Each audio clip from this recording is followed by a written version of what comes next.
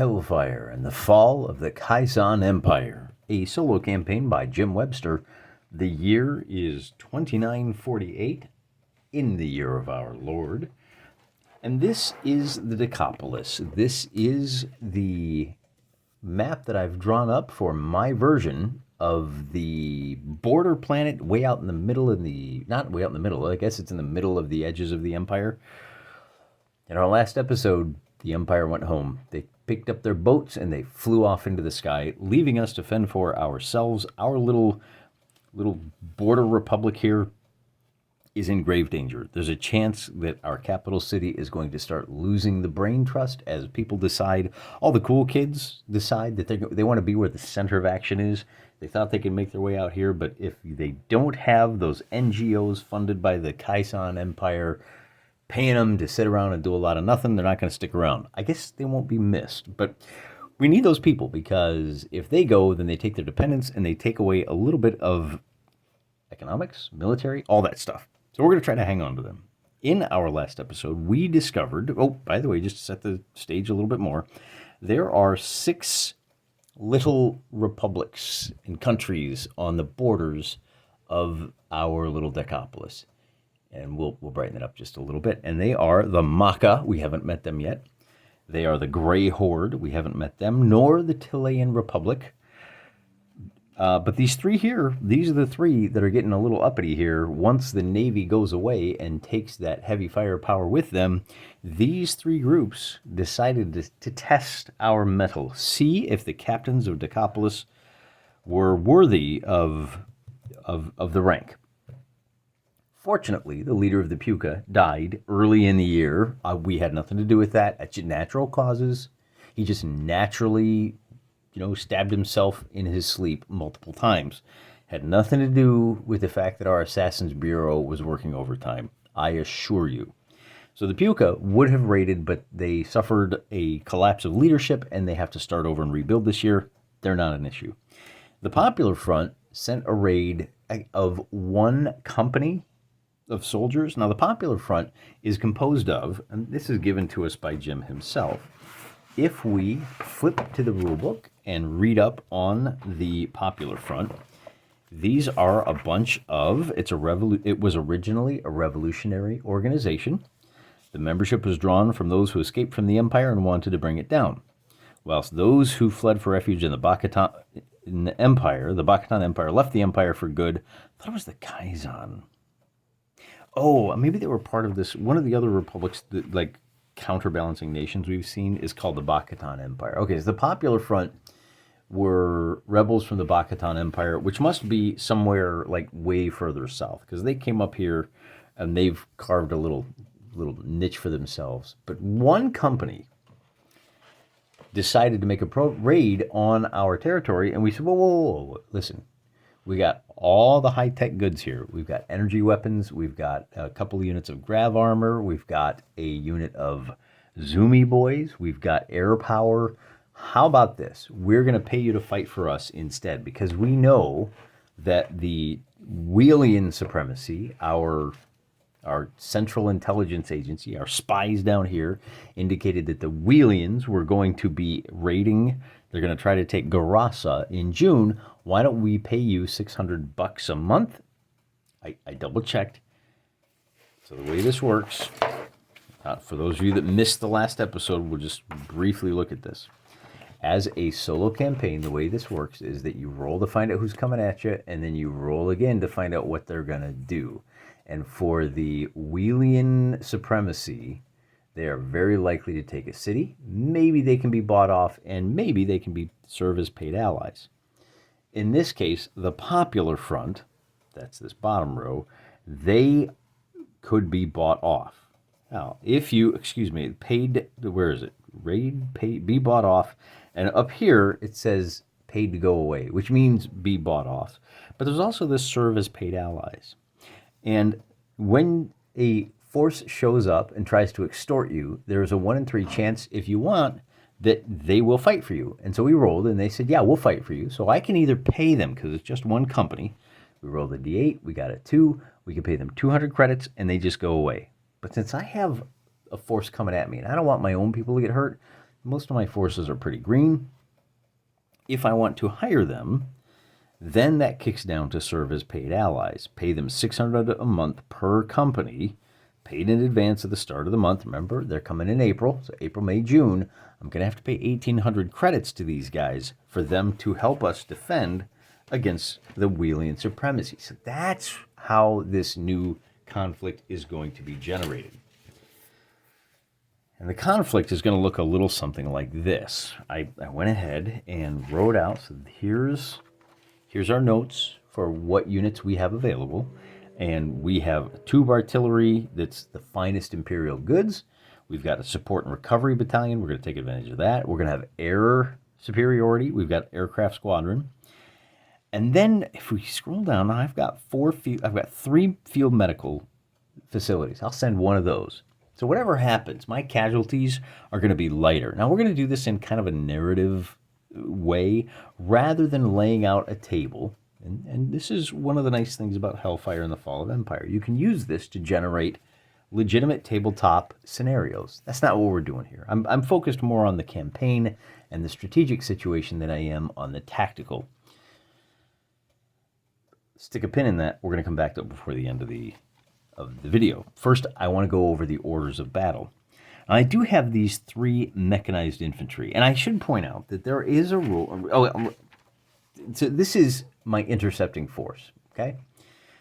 I can send my mechanized infantry. I can send, well, wait a minute, an expeditionary company. Oh, Garasa is one of my largest cities. It's got a population of 13. I can send 6 companies of local guys to stop these 3 companies of invaders. The problem is the local guys only have these for support.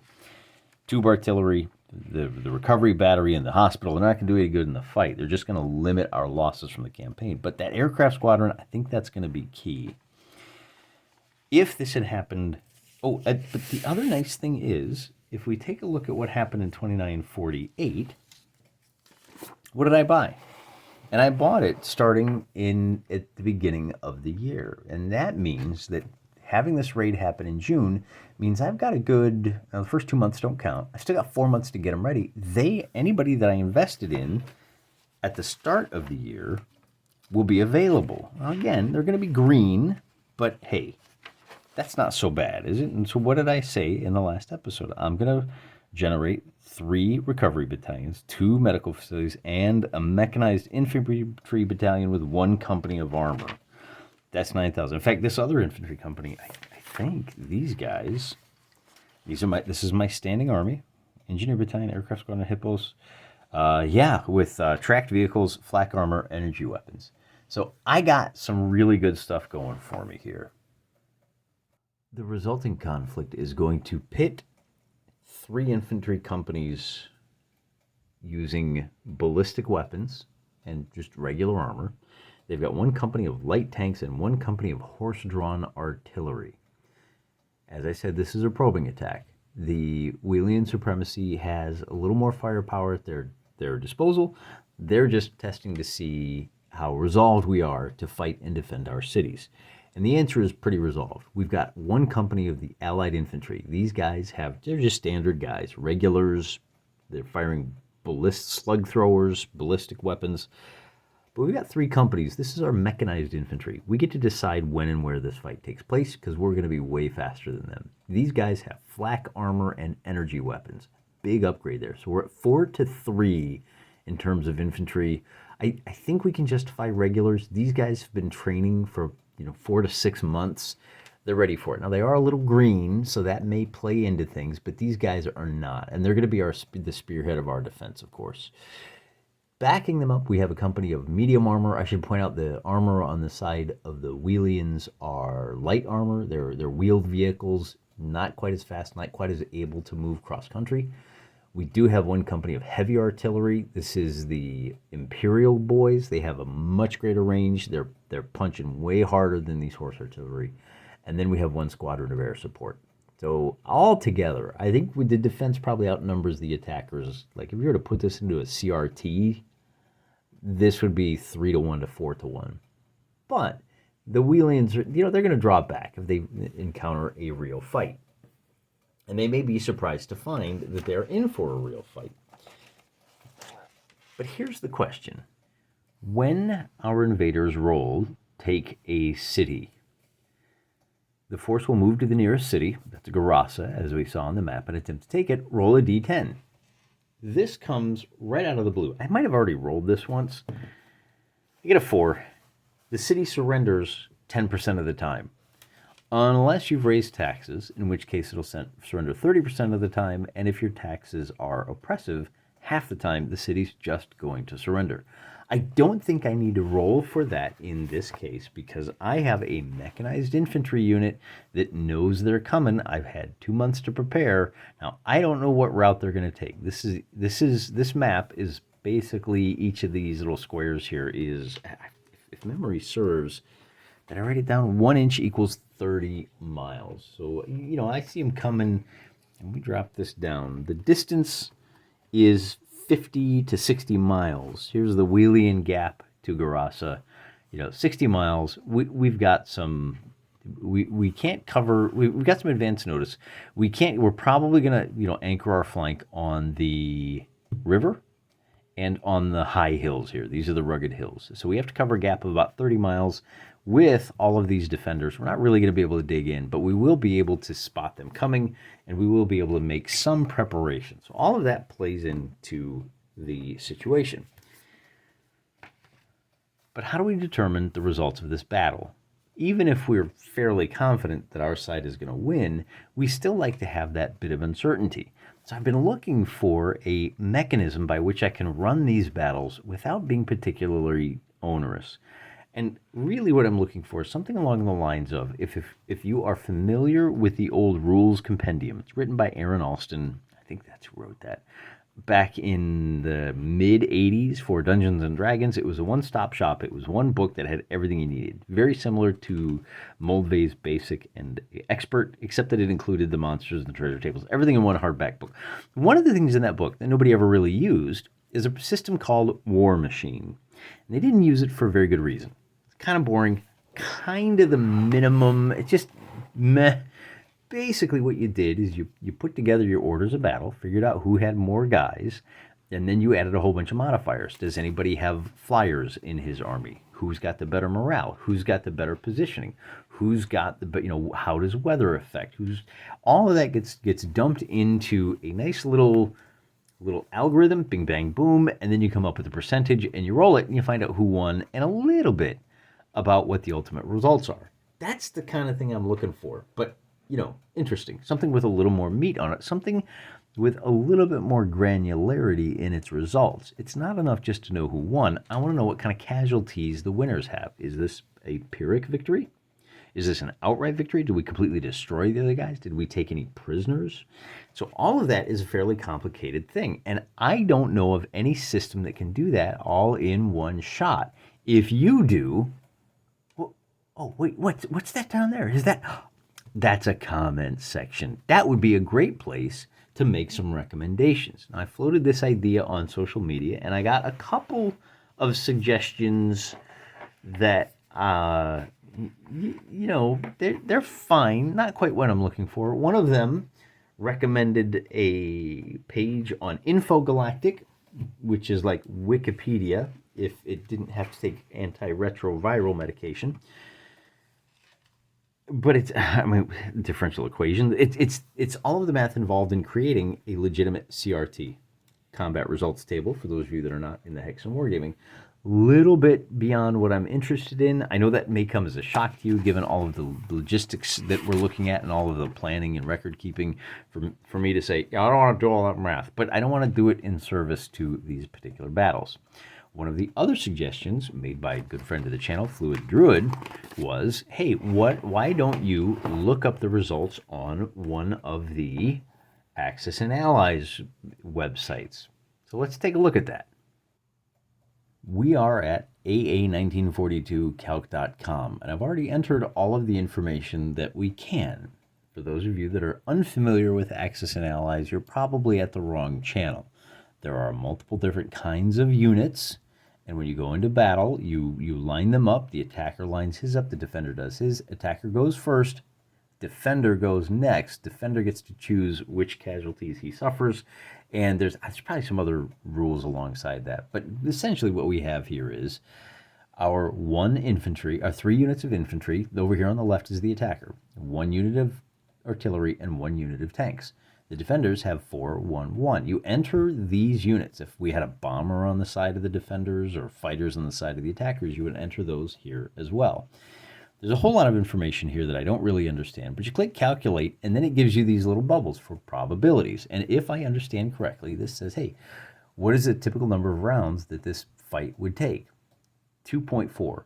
There's a 2% chance the attacker survives. Okay, 98% of the time, the attacker is going to die.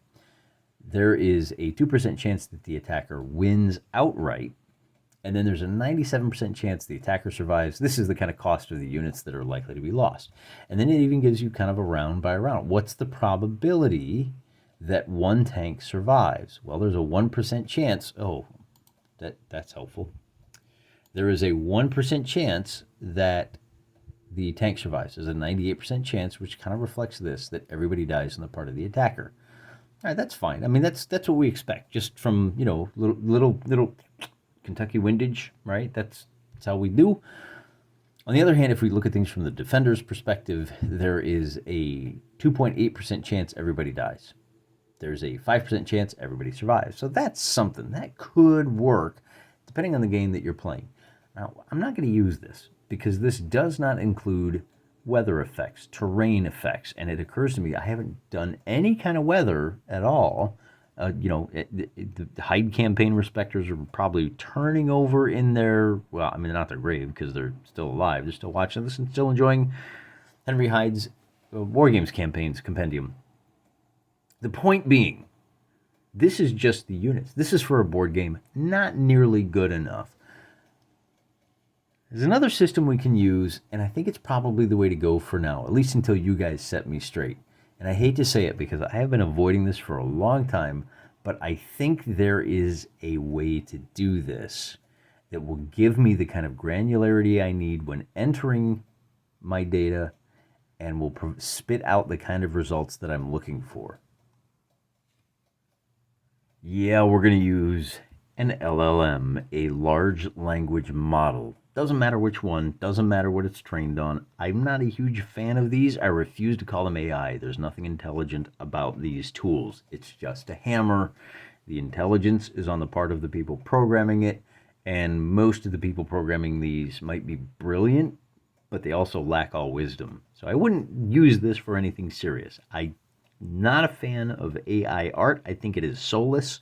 I think it is cookie cutter, and I have no taste for it. But for something like this, where you're just monkeying around and you're just running a couple of scenarios to save yourself a little time, I think it'll work out okay.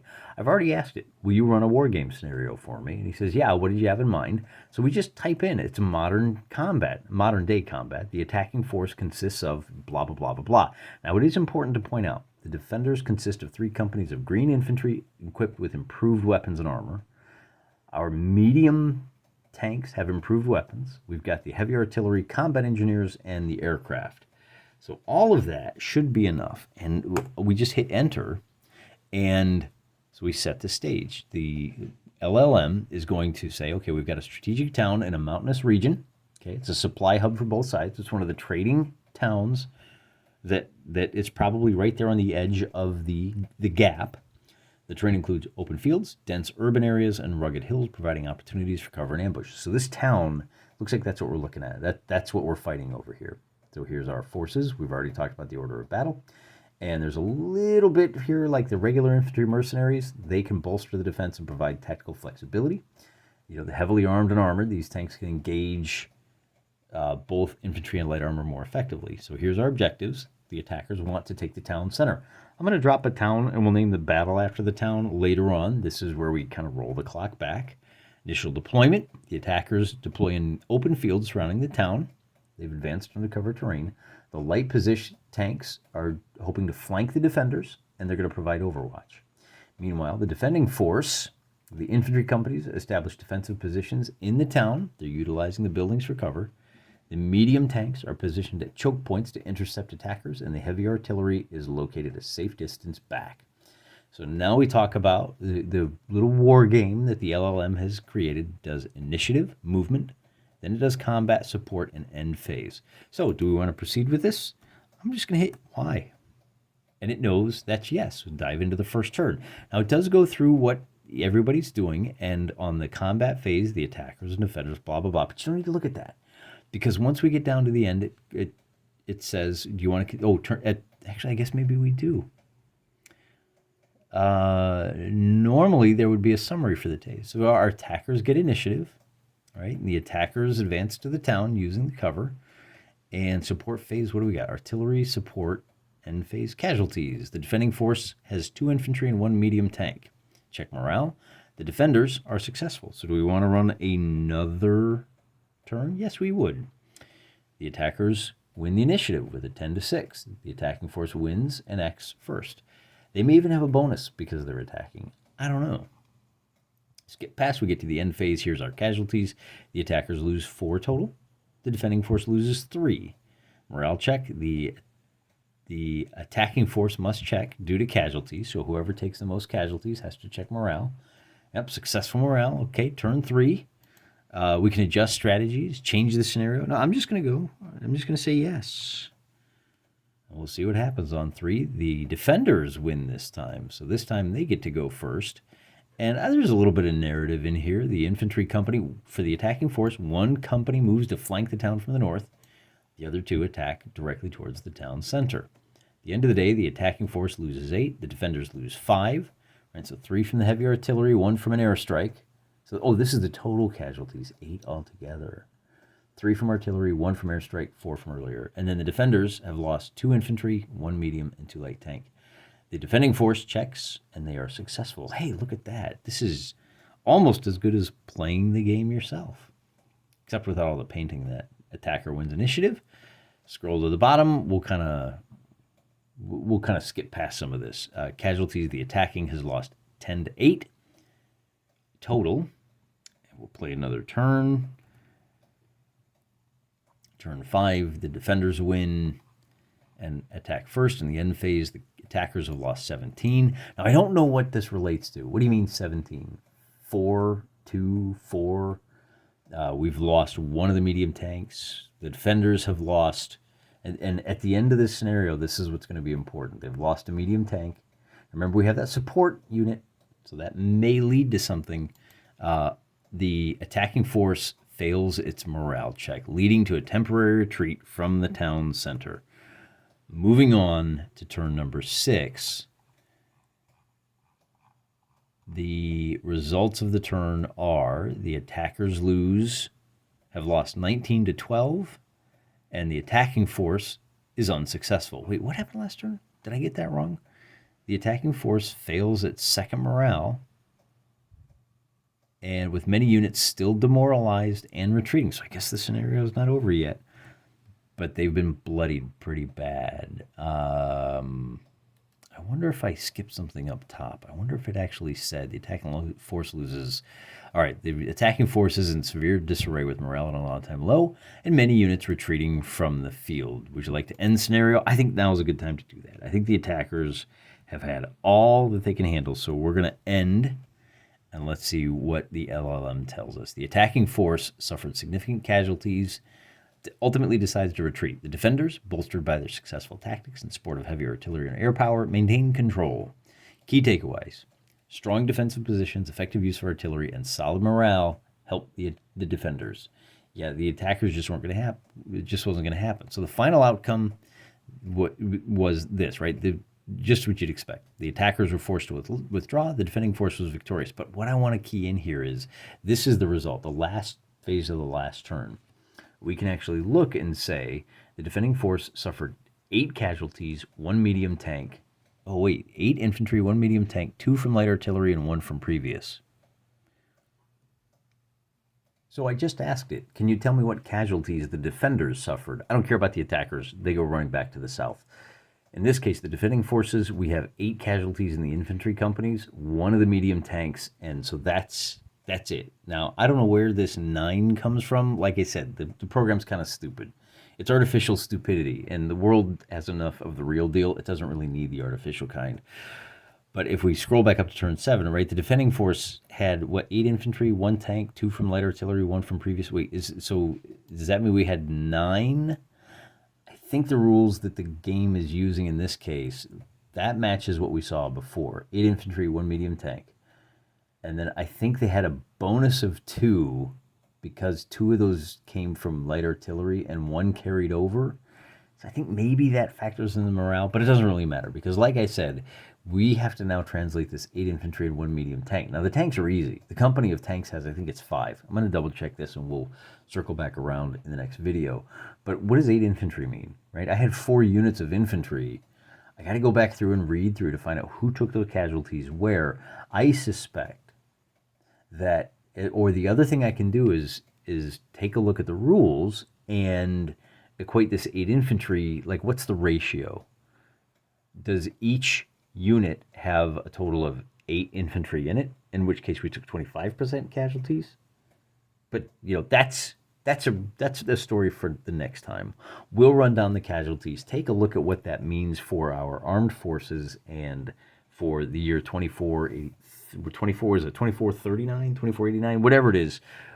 We'll pick things up by going over the final butcher's bill, and then we can play out another turn. We can play out another year. We can roll the D6 and see if we get the whopping big 6 raiding forces all at one time. Next year, we may wind up fighting 3 or 4 battles. But I think one of the things you can do, because we thumped these guys so good, is you can take the Wheelian supremacy off the table. They suffered a lot of casualties. They know how serious we are. Next year, they may take the year off, recover their casualties, and come back the following year full of piss and vinegar. Could be. I don't know. We'll have to see how things play out. Till next time, I'm praying for you.